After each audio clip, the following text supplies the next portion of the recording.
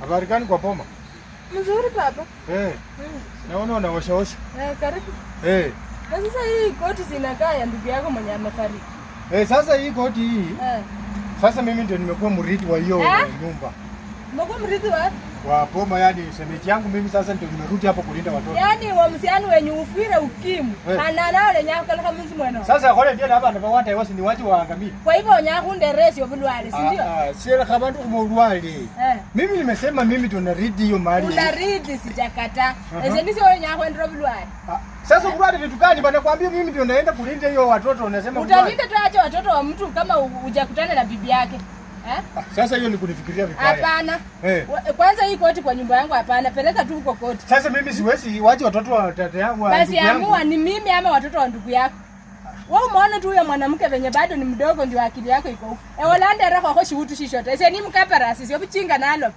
Wako wakina. Ole nyama kasi no nyaza kasi khaba bakoko bana. Wacha mimi nikueleze kitu hicho. Hakuna. Hao watoto wakikuwa machokora watalaumu nani? Hiyo si shida yangu. Unaweza lea watoto lakini mambo ya kuleta hapa kote ati wewe unarithi fundishina ewe. Sasa wewe wacha nikuulize hiyo swali. Wewe chukua sasa hiyo kiatu hapo ni ndugu yako. Kiatu shindishina unarithi mtu mwenye amekufa ukimwi. Sasa hii kote ni ndio yangu hii si ya msugule? Ewe. No akayo kuleli kote ubole. Makuwa ya kurika hakuna hapa koti kwangu hapana. Amua. Siwezi ingia kwa nyumba yangu. Huyo mwanamke.